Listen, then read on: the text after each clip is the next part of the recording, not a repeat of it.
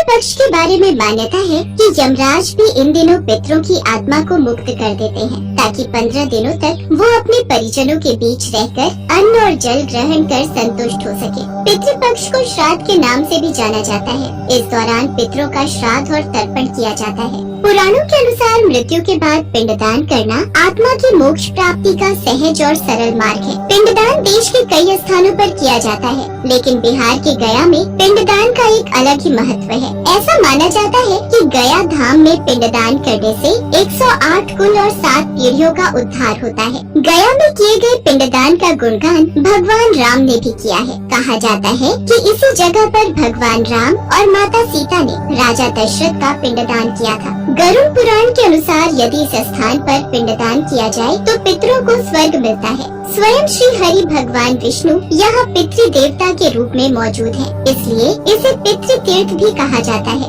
गया तीर्थ को तर्पण, श्राद्ध व पिंडदान के लिए इतना महत्वपूर्ण क्यों माना जाता है? इसके पीछे एक धार्मिक कथा है। एक समय ब्रह्मा जी ने सृष्टि रचते समय गयासुर नाम के एक राक्षस को उत्पन्न किया। कीचड़ में जैसे कमल उत्पन्न होता है, वैसे ही असुर जाति में भी कुछ ऐसे ही भक्त उत्पन्न हो जाते हैं, जिनमें भक्त राज प्रहलाद का नाम प्रसिद्ध है। गयासुर भी इसी कोटि का भक्त था। बचपन से ही गया का हृदय भगवान विष्णु के प्रेम में ओतप्रोत रहता था। उसके मुख से प्रतिक्षण भगवान विष्णु के नाम का उच्चारण होता रहता था। एक बार उसने कोलाहल पर्वत पर जाकर घोर तपस्या की और बहुत दिनों तक श्वास रोक कर खड़ा रहा। उसकी ऐसी तपस्या देखकर देवराज इंद्र घबरा गए। ये गयासुर भगवान विष्णु की इतनी घनघोर तपस्या कर रहा है, कहीं ये कोई वरदान मांगकर मेरा सिंहासन ही न छीन ले।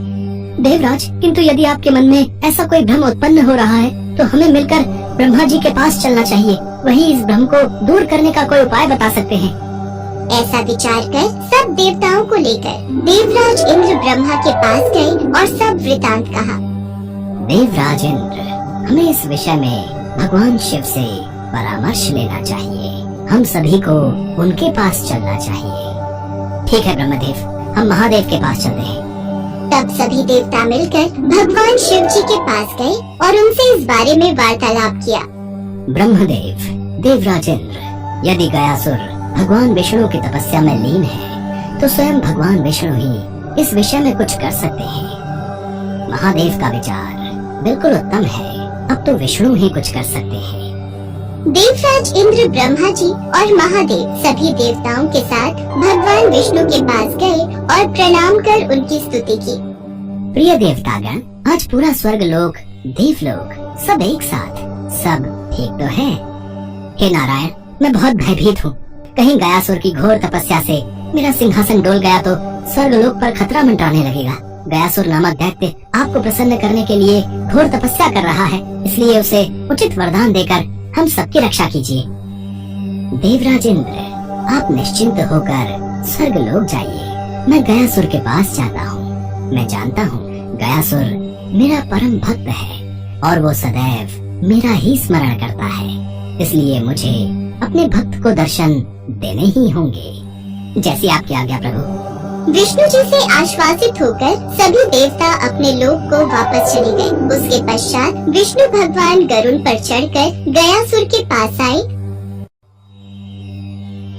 हे दैत्यराज, तुम्हारी उग्र तपस्या देखकर मैं अति प्रसन्न हूँ और तुम्हें वरदान देने के लिए आया हूँ। वर मांगो पुत्र गयासुर।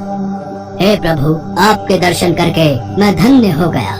यदि आप मुझ पर प्रसन्न हैं और वर देने आए हैं तो दया कर ये वर दीजिए कि मेरे दर्शन और स्पर्श से मनुष्य, असुर, कीट, पतंग, पापी, ऋषि, मुनि, प्रेत ये सभी पवित्र होकर मुक्ति को प्राप्त हो। एवमस्तु पुत्र। गयासुर को वरदान देकर विष्णु जी निज धाम को चले गए। उसी दिन से गयासुर के दर्शन और स्पर्श से सभी जीव मुक्ति पाकर बैकुंठ को जाने लगे। धीरे धीरे यमपुरी जनशून्य हो गई। तब यमराज इंद्रादि देव सहित ब्रह्मा जी को लेकर विष्णु भगवान के पास गए। हे दीन बंधु, गयासुर के स्पर्श से सब बैकुंठ को जा रहे हैं और यमपुरी जनशून्य हो गई। कुछ कीजिए प्रभु, नहीं तो धरती पर पाप और पापी बढ़ जाएंगे, क्योंकि उनके हृदय से पाप का डर निकल जाएगा। प्रभु, सभी पापी पाप करके गयासुर के दर्शन और स्पर्श से पाप मुक्त हो जाते हैं। इसका एक ही उपाय है, गयासुर का उद्धार। हे ब्रह्मदेव, आप गयासुर के समीप जाकर यज्ञ करने हेतु उसका शरीर मांगिए। जो आज्ञा प्रभु। विष्णु जी की आज्ञा पाकर ब्रह्मा जी गयासुर के पास गए। प्रणाम ब्रह्मदेव, कहिए मैं आपकी क्या सेवा कर सकता हूँ? हे दैत्यराज, मैं तमाम पृथ्वी पर घूम आया और मुझे यज्ञ करने के निमित्त कोई भी पवित्र स्थान नहीं मिला, इसलिए मैं तुम्हारे पास आया हूँ। तुम्हारा शरीर नारायण के वरदान से पवित्र है। क्या तुम अपना शरीर मुझे यज्ञ के हेतु दे सकते हो?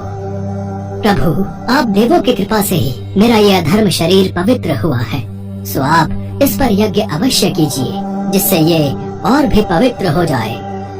तुम धन्य हो गयासुर। उसी समय गयासुर उत्तर दिशा की तरफ सिर करके लेट गया। गयासुर धरती पर लेटा तो उसका शरीर 5 कोस में फैल गया। तब ब्रह्मा जी ने संपूर्ण ऋषि और मुनि बुलाए और गयासुर के ऊपर यज्ञ आरंभ किया। यज्ञ के समाप्त होने पर सबके साथ ब्रह्मा जी स्नान करने ब्रह्म सरोवर पर उपस्थित हुए। उसी समय गयासुर का शरीर हिलने लगा। ब्रह्मा जी के कहे अनुसार यमराज जी द्वारा शिला के रखने पर भी असुर स्थित नहीं हुआ। तत्पश्चात भगवान विष्णु उस शिला पर गदा लेकर आ विराजे। उनके साथ संपूर्ण देवताओं ने अपनी अपनी शक्ति से गयासुर की देह को स्थिर किया। तब गयासुर का हिलना बंद हुआ। तभी से भगवान विष्णु का नाम गदाधर हुआ। गयासुर के स्थिर होने पर विष्णु भगवान ने कहा, हे गयासुर, मैं तुमसे अति प्रसन्न हूँ, वर मांगो। हे नाथ, यदि आप मुझ पर प्रसन्न हैं, तो ये वर दीजिए कि जब तक सूर्य चंद्रमा पृथ्वी हैं, तब तक मेरे ऊपर इस शिला पर सब देवता विराजमान रहे और ये तीर्थ मेरे नाम से प्रसिद्ध हो। यहाँ स्नान, तर्पण, दान पुण्य करने से मनुष्य को सब तीर्थों से ज्यादा फल प्राप्त हो और गदाधर भगवान के दर्शन पूजन से मनुष्यों के हजारों कुल तर जावे। जिन पितरों के लिए यहाँ पिंड दान किया जाए वो ब्रह्मलोक वासी हों और पापों से मुक्त हों। भगवान विष्णु ने गयासुर को इच्छित वरदान प्रदान किया। इसी कारण गया में पिंडदान का विशेष महत्व है। गया तीर्थ 5 कोस में फैला हुआ है। हर साल यहाँ लाखों की संख्या में लोग अपने पूर्वजों का पिंडदान करने आते हैं। मान्यता है कि यहाँ पिंडदान करने से मृत आत्मा को स्वर्ग की प्राप्ति होती है, साथ ही उसकी आत्मा को मोक्ष की प्राप्ति होती है। स्वयं भगवान विष्णु यहाँ पर जल के रूप में विराजमान है। गरुड़ पुराण में भी गया में पिंडदान का विशेष महत्व बताया गया है।